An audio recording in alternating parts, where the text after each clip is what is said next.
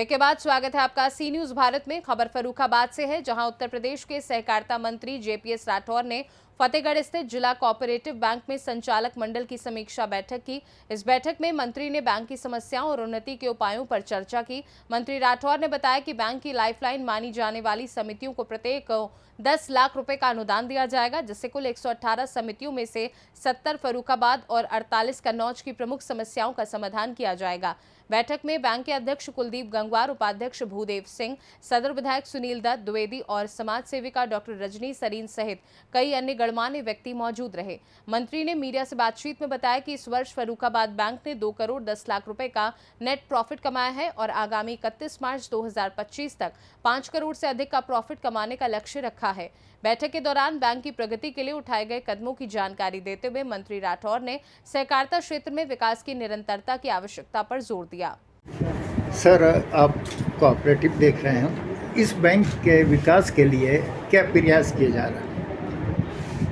Cooperative हर क्षेत्र में development चल रहा है। माननीय अमित शाह जी के मार्गदर्शन में कोऑपरेटिव एक आंदोलन अच्छी गति के साथ उत्तर प्रदेश में भी आगे बढ़ रहा है। और जहाँ तक जिला सहकारी बैंक फर्रुखाबाद की बात है, जो बैंक लगातार 10 वर्षों से घाटे में चल रही थी, उस बैंक को हमने निकाल कर, यहाँ के जिला सहकारी बैंक के अध्यक्ष कुलदीप जी हैं हमारे, कुलदीप गंगवार जी, इसको निकाल कर प्रॉफिट में लाने का काम किया। इस वर्ष इस बैंक ने 2 करोड़ 10 लाख रुपए का नेट प्रॉफिट कमाया है और आगे आने वाले 31 मार्च को मुझे उम्मीद है कि ये बैंक 5 करोड़ से ज़्यादा का प्रॉफिट कमाएगा और उसके बाद 10 करोड़ से ज़्यादा का प्रॉफिट आना चाहिए। इसको तमाम ऐसी गतिविधियों से जोड़ा जा रहा है जिसमें हाउसिंग लोन और अन्य प्रकार के लोन, जो किसानों से जुड़े हुए क्रॉप लोन तो कर ही रहे हैं, दूसरे लोन भी इस बैंकिंग के द्वारा व्यवसाय को बढ़ाया जा रहा है। साथ ही साथ जो हमारी पैक्स हैं, साधन सहकारी समितियां हैं, इनके माध्यम से भी किसानों को उनके ज़रूरत के हिसाब से जो कृषि यंत्र खरीदने के लिए, बाकी चीज़ों के लिए लोन अन्य प्रकार से भी इस बैंक के द्वारा दिए जाएंगे। और हर साधन सहकारी बैंक पर एक मिनी बैंक स्थापित करने की योजना भी उत्तर प्रदेश में की जा रही है।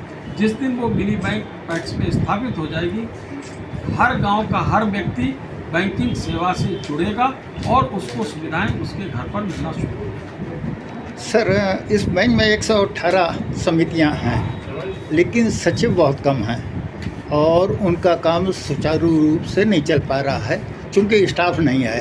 उसके लिए क्या प्रयास किए जा रहे हैं? देखिए, दोनों तरफ बातें हैं। पहले तो इसमें व्यवसाय ही नहीं था।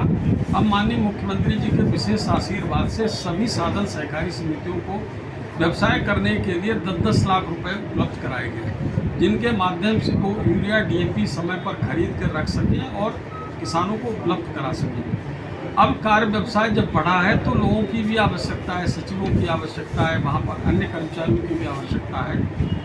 पहले समस्या ये थी कि पहले मुर्गी या पहले अंडा, यानी कि पहले कार्य व्यवसाय ही नहीं था तो कर्मचारी नियुक्त करके उनका खर्चा कहाँ से निकलेगा।